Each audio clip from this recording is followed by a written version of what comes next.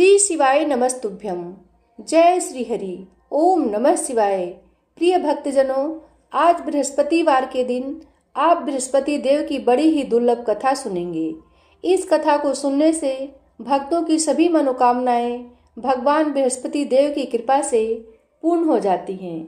तो आइए बड़ी ही श्रद्धा और प्रसन्न चित्त मन से इस कथा को सुनते हैं। भारतवर्ष में एक प्रतापी और दानी राजा राज्य करता था। वह नित्य गरीबों और ब्राह्मणों की सहायता करता था। यह बात उसकी रानी को अच्छी नहीं लगती थी। वह ना ही गरीबों को दान देती, ना ही भगवान का पूजन करती थी और राजा को भी दान देने से मना किया करती थी। एक दिन राजा शिकार खेलने वन को गए हुए थे तो रानी महल में अकेली थी। उसी समय बृहस्पति देव साधु का वेश बनाकर राजा के महल में भिक्षा लेने लिए गए और भिक्षा मांगी तो रानी ने भिक्षा देने से इनकार कर दिया और कहा कि हे साधु महाराज, मैं दान पुण्य से बहुत तंग आ गई हूँ। मेरा पति सारा धन लुटाते रहते हैं। मेरी इच्छा है कि हमारा धन नष्ट हो जाए, फिर ना रहेगी बांस ना बजेगी बांसुरी। साधु ने कहा, देवी तुम तो बड़ी ही विचित्र हो। धन संतान तो सभी चाहते हैं, पुत्र और लक्ष्मी तो पापी के घर भी होनी चाहिए। यदि तुम्हारे पास अधिक धन है तो भूखों को भोजन दो, प्यासे के लिए प्याऊ बनवाओ, मुसाफिरों के लिए धर्मशालाएं खुलवा दो। जो निर्धन अपनी कुंवारी कन्याओं का विवाह नहीं कर सकते उनका विवाह करा दो। ऐसे और कई काम हैं जिनके करने से तुम्हारा यश लोक और परलोक में फैलेगा। परंतु रानी पर उपदेश का कोई प्रभाव नहीं पड़ा। वह बोली, महाराज आप मुझे कुछ ना समझाएं। मैं ऐसा धन नहीं चाहती जो हर जगह बांटती फिरूं। साधु ने उत्तर दिया, यदि तुम्हारी ऐसी इच्छा है तो तथास्तु। तुम ऐसा करना कि बृहस्पतिवार को घर लीप कर पीली मिट्टी से अपना सिर धोकर स्नान करना, भट्ठी चढ़ाकर कपड़े धोना। ऐसा करने से आपका सारा धन नष्ट हो जाएगा। इतना कहकर वह साधु महाराज वहां से अंतर्ध्यान हो गए और साधु के अनुसार कही बातों को पूरा करते हुए रानी को केवल 3 बृहस्पतिवार ही बीते थे कि उसकी समस्त धन संपत्ति नष्ट हो गई। वो धन के लिए राजा का परिवार तरसने लगा। तब एक दिन राजा ने रानी से बोला कि हे रानी, तुम यहीं रहो, मैं दूसरे देश को जाता हूँ, क्योंकि वहाँ पर मुझे सभी लोग जानते नहीं हैं। मैं यहाँ कुछ काम नहीं कर सकता, इसलिए मैं परदेश जाकर वहीं कुछ काम धंधा करूंगा। ऐसा कहकर राजा परदेश चला गया। वहां वह जंगल से लकड़ी काट कर लाता और शहर में बेचता था। इस तरह वह अपना जीवन व्यतीत करने लगा। इधर राजा के परदेश जाते ही रानी और दासी दुखी रहने लगी। एक बार जब रानी और दासी को 7 दिन तक बिना भोजन के रहना पड़ा तो रानी ने अपनी दासी से कहा कि हे दासी, पास ही के नगर में मेरी बहन रहती है।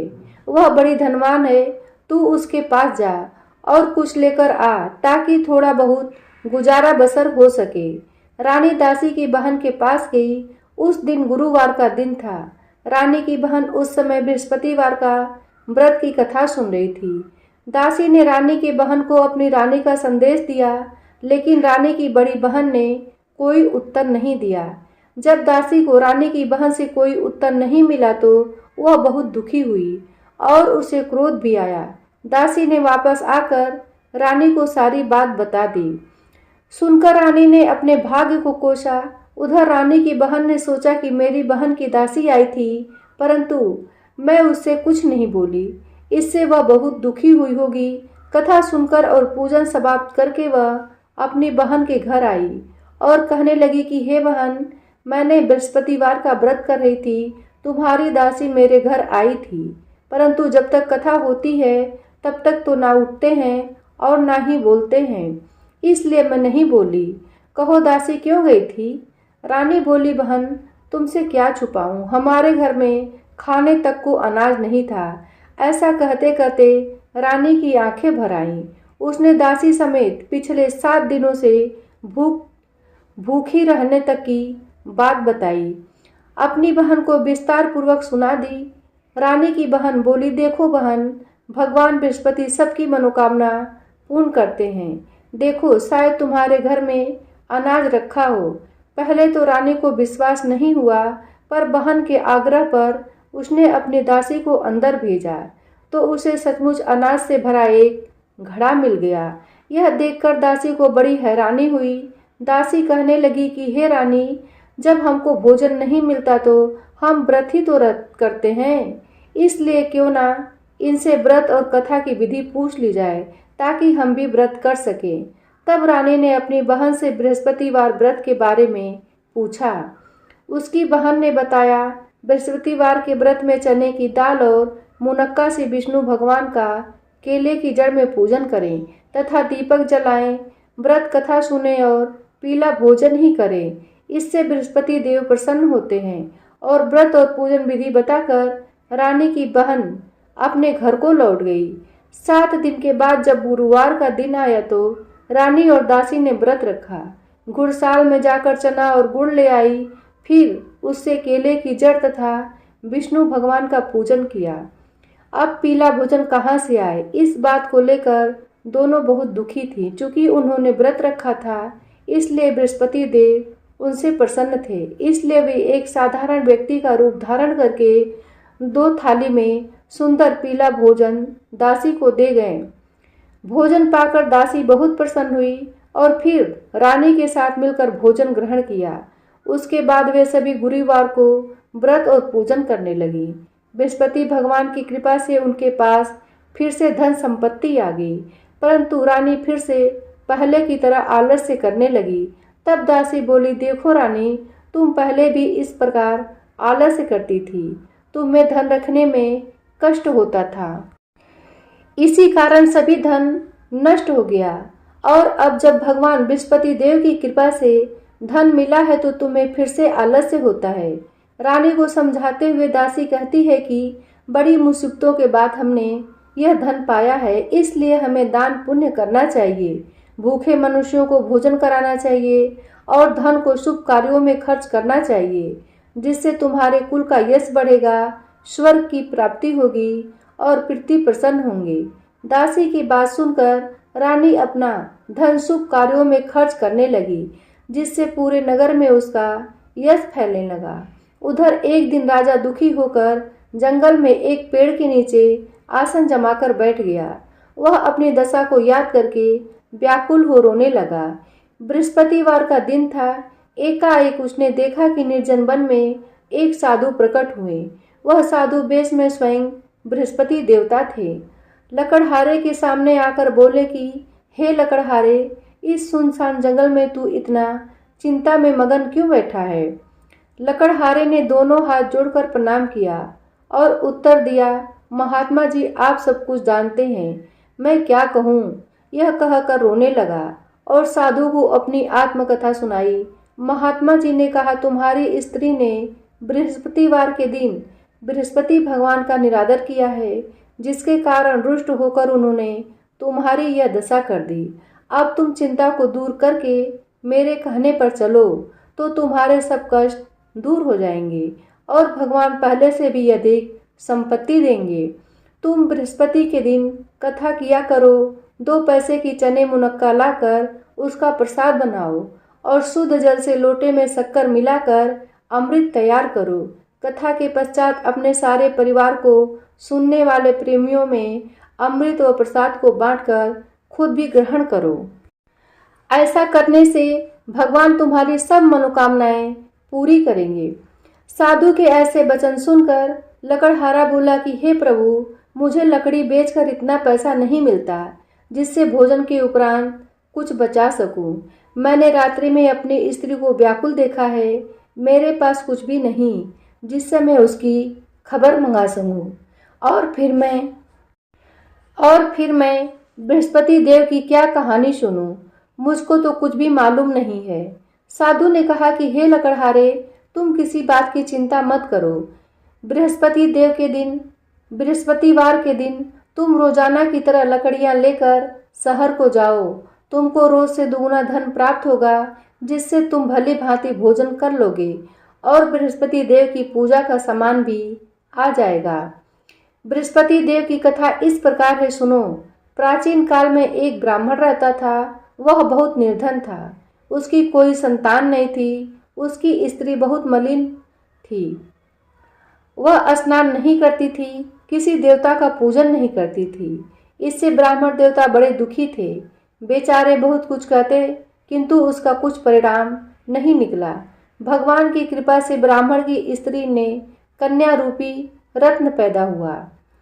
कन्या बड़ी होने पर प्रातः स्नान करके विष्णु भगवान का जाप और बृहस्पतिवार का व्रत करने लगी।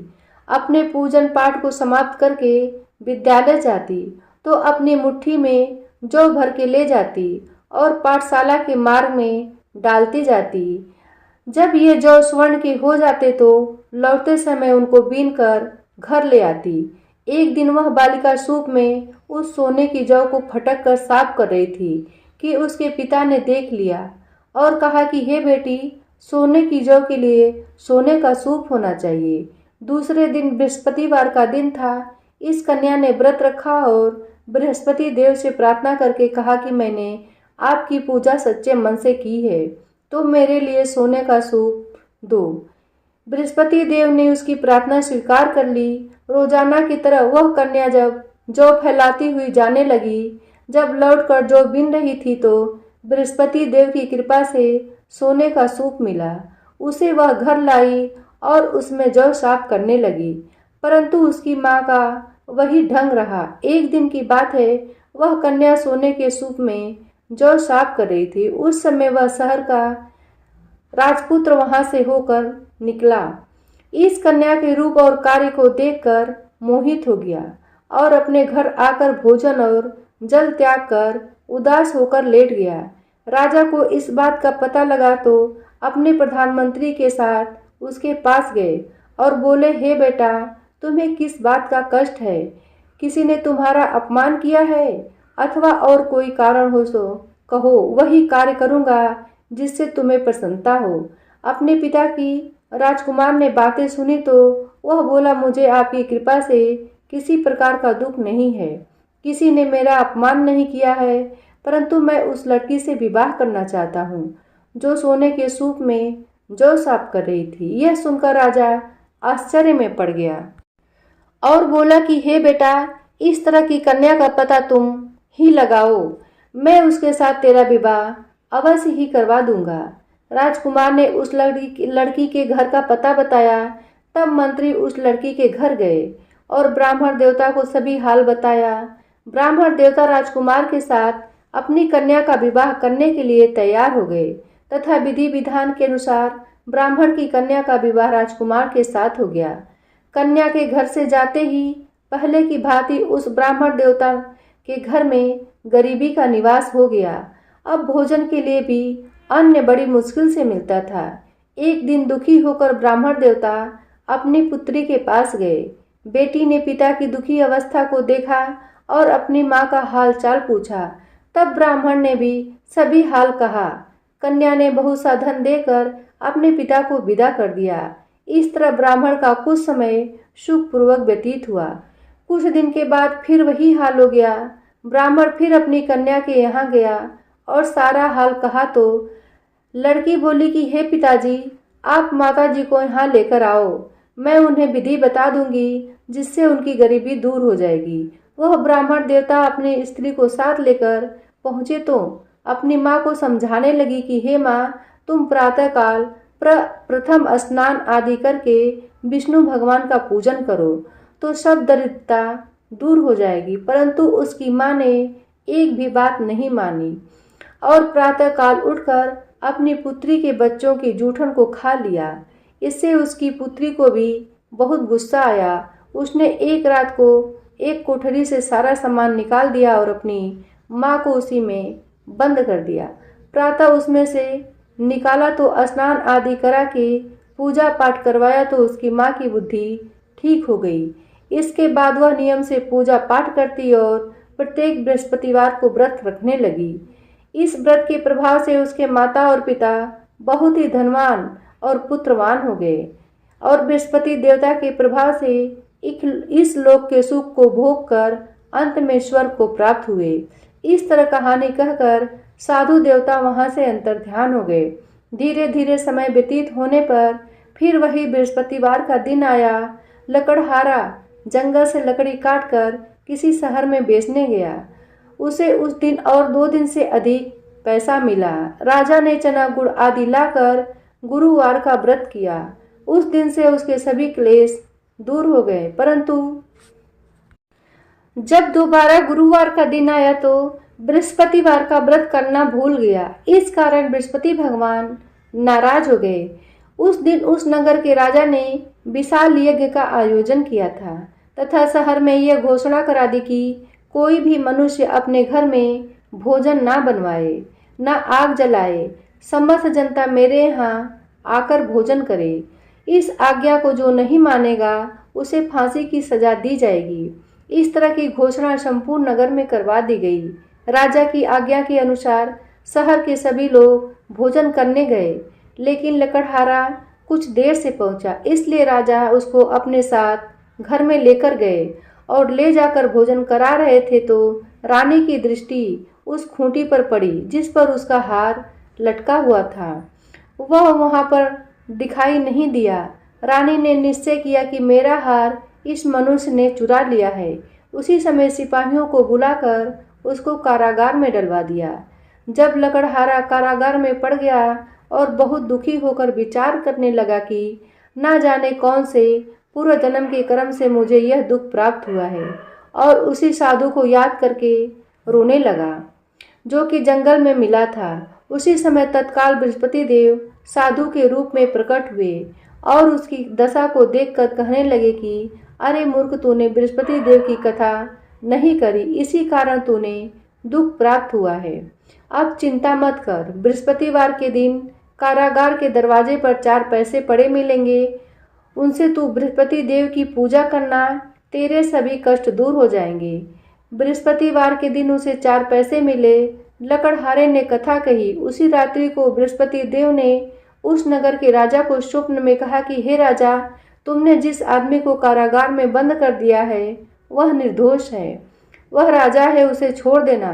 रानी का हार उसी खूंटी पर लटका है।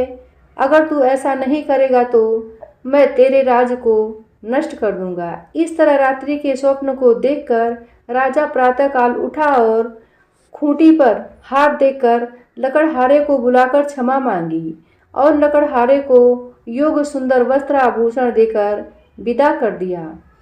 बृहस्पति देव की आज्ञा के अनुसार लकड़हारा अपने नगर को चल दिया। राजा जब अपने नगर के निकट पहुंचा तो उसे बड़ा आश्चर्य हुआ।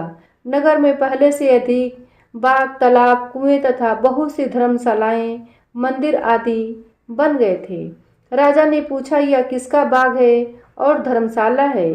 तब नगर के सब लोग कहने लगे कि यह सब रानी और बंदी के हैं।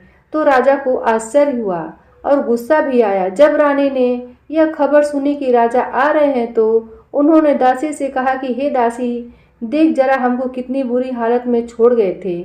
हमारी ऐसी हालत देखकर वह लौट न जाए, इसलिए तू दरवाजे पर खड़ी हो जा। आज्ञा के अनुसार दासी दरवाजे पर खड़ी हो गई। राजा आए तो उन्हें अपने साथ लेकर आई। तब राजा ने क्रोध करके अपने रानी से पूछा कि यह धन तुम्हें प्राप्त कैसे हुआ है? तब उन्होंने कहा कि हमें यह सब धन बृहस्पति देव के इस व्रत के प्रभाव से प्राप्त हुआ है। राजा ने निश्चय किया कि 7 रोज बाद तो सभी बृहस्पति देव का पूजन करते हैं, परंतु मैं प्रतिदिन दिन में 3 बार कहानी और रोज सुनूंगा, व्रत किया करूंगा। अब हर समय राजा के दुपट्टे में चने की दाल बंधी रहती और दिन में 3 बार कहानी कहते। एक रोज राजा ने विचार किया कि चलो अपनी बहन के यहाँ चलते हैं। इस तरह निश्चय करके राजा घोड़े पर सवार होकर अपनी बहन के यहाँ चलने लगा। मार्ग में उसने देखा कि कुछ आदमी मुर्दे को लिए जा रहे हैं। उन्हें रोककर राजा कहने लगे, अरे भाइयों, मेरी बृहस्पति देव की कथा सुन लो। वे बोले, हमारा तो आदमी मर गया है, इसको अपनी कथा की पड़ी है। परंतु कुछ आदमी बोले, अच्छा कहो, हम तुम्हारी कथा भी सुनेंगे। राजा ने दाल निकाली और जब कथा आदि हुई थी कि मुर्दा हिलने लगा, और जब कथा समाप्त हुई तो राम राम करके मनुष्य उठकर खड़ा हो गया। आगे मार्ग में उसे किसान खेत में हल चलाता मिला तो राजा ने उसे देखकर बोला, अरे भैया, तुम मेरी बृहस्पतिवार की कथा सुन लो। किसान बोला, जब तक मैं तेरी कथा सुनूंगा तब तक 4 हरैया जोत लूंगा। जा अपनी कथा किसी और को सुनाना। इस तरह राजा आगे चलने लगा। राजा के हटते ही बैल पछाड़ खाकर गिर गए और किसान के पेट में बड़ी जोर का दर्द होने लगा। उस समय उसकी माँ रोटी लेकर आई और उसने जब यह देखा तो अपने पुत्र से सब हाल पूछा और बेटे ने सभी हाल कह दिया। तो बुढ़िया दौड़ी दौड़ी उस घुड़सवार के पास गई और उससे बोली कि मैं तेरी कथा सुनूंगी, तू अपनी कथा मेरे खेत पर चलकर ही कहना। राजा ने बुढ़िया के खेत पर जाकर कथा कही, जिसके सुनते ही वह बैल उठकर खड़े हो गए तथा किसान के पेट का दर्द भी बंद हो गया। राजा अपनी बहन के घर पहुंचा। बहन ने भाई की खूब मेहमान नवाजी की। दूसरे रोज प्रातःकाल राजा जगा तो वह देखने लगा कि सब लोग भोजन कर रहे हैं। राजा ने अपनी बहन से कहा कि ऐसा कोई मनुष्य है जिसने भोजन नहीं किया हो, मेरे बृहस्पतिवार की कथा सुन ले। बहन बोली कि हे भैया, यह देश ऐसा ही है, पहले यहाँ लोग भोजन करते हैं, बाद में अन्य काम करते हैं। अगर कोई पड़ोस में है तो देख आऊं। वह ऐसा कहकर देखने चली गई, परंतु उसे कोई ऐसा व्यक्ति नहीं मिला जिसने भोजन ना किया हो। अतः वह एक कुम्हार के घर गई जिसका लड़का बीमार था। उसे मालूम हुआ कि उनके यहाँ 3 रोज से किसी ने भोजन नहीं किया है। रानी ने अपने भाई की कथा सुनने के लिए कुम्हार से कहा। वह तैयार हो गया। राजा ने जाकर बृहस्पतिवार की कथा कही, जिसको सुनकर उसका लड़का ठीक हो गया। अब तो राजा की प्रशंसा होने लगी। एक रोज राजा ने अपनी बहन से कहा कि हे बहन, हम अपने घर को जाएंगे, तुम भी तैयार हो जाओ। राजा की बहन ने अपनी सास से कहा तो सास ने कहा, हाँ चली जा, परंतु अपने लड़कों को मत ले जाना, क्योंकि तेरे भाई की कोई औलाद नहीं है। बहन ने अपने भैया से कहा कि हे भैया, मैं तो चलूंगी पर कोई बालक नहीं चलेगा। तो राजा बोला, जब कोई बालक नहीं चलेगा तब तुम ही क्या करोगी। बड़े दुखी मन से राजा अपने नगर को लौट आया। राजा ने अपनी रानी से कहा कि हम विवश हैं, हमारा मुंह देखने के लायक धर्म नहीं है और कुछ भोजन आदि नहीं किया। रानी बोली कि हे प्रभु, बृहस्पति देव ने हमें सब कुछ दिया है, वह हमें औलाद अवश्य देंगे। उसी रात को बृहस्पति देव ने राजा से स्वप्न में कहा कि हे राजा, उठो, सभी सोच त्याग दो, तेरी रानी गर्भ से है। राजा को यह बात सुनकर बड़ी खुशी हुई। 9 महीने में उसके गर्भ से एक सुंदर पुत्र पैदा हुआ। तब राजा बोला कि हे रानी, स्त्री बिना भोजन के रह सकती है पर बिना कहे नहीं रह सकती। जब मेरी बहन आएगी तुम उससे कुछ मत कहना। रानी ने सुनकर हाँ कर दिया। जब राजा की बहन ने यह शुभ समाचार सुना तो वह बहुत खुश हुई और बधाई लेकर अपने भाई के यहाँ आई। तभी रानी ने कहा कि घोड़ा चढ़कर तो आई नहीं, गधा चढ़कर आई है। राजा की बहन बोली, भाभी, मैं इस प्रकार ना कहती तो तुम्हें औलाद कहाँ से मिलती। बृहस्पति देव ऐसे ही हैं, जैसे जिसके मन में जो कामनाएं होती हैं सभी को पूर्ण करते हैं। जो सद्भावना पूर्वक बृहस्पतिवार का व्रत कथा पढ़ता एवं सुनता है, दूसरों को सुनाता है, बृहस्पति देव उनकी सभी मनोकामनाएं पूर्ण करते हैं। बृहस्पति देव उनकी सदैव रक्षा करते हैं। जो संसार में सद्भावना और सच्चे हृदय से बृहस्पति देव का पूजन करते हैं, उनकी सभी मनोकामनाएं उसी प्रकार पूर्ण होती हैं जैसे राजा और रानी ने बृहस्पति देव की कथा का गुणगान किया। उनकी सभी इच्छाएं बृहस्पति देव ने पूर्ण की। मनुष्य को हृदय से उनका मनन करते हुए जयकारा करना चाहिए। तो प्रेम से बोलिए, बृहस्पति देव की जय हो, विष्णु भगवान की जय हो, समस्त देवी देवताओं की जय हो। अब सुनते हैं बृहस्पतिवार की आरती। जय बृहस्पति देवा, ओम जय बृहस्पति देवा, छिन छिन भोग लगाऊं कदली फल मेवा। ओम जय बृहस्पति देवा, जय बृहस्पति देवा, तुम पूरन परमात्मा, तुम अंतर्यामी, जगत पिता जगदीश्वर, तुम सबके स्वामी। ओम जय बृहस्पति देवा, जय बृहस्पति देवा। चरणामृत निज निर्मल सब पातक हरता, सकल मनोरथ दायक कृपा करो भरता। ओम जय बृहस्पति देवा, जय बृहस्पति देवा।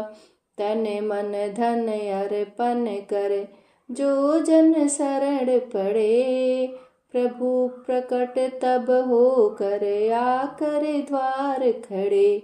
ओम जय बृहस्पति देवा, जय बृहस्पति देवा। दीन दयाल दयानिधि भक्तन हितकारी, पाप दोष सब हरता भव बंधन हारी। ओम जय बृहस्पति देवा, जय बृहस्पति देवा। सकल मनोरथ दायक सब संशय हारी, विषय मिटार मिटाओ संतन सुखकारी।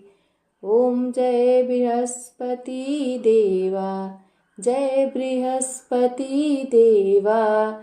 जो कोई आरती तेरी प्रेम सहित गावे, जेठानंद आनंद करे सो निश्चय पावे। ओम जय बृहस्पति देवा, जय बृहस्पति देवा। सब बोलो विष्णु भगवान की जय, बोलो बृहस्पति देव भगवान की जय।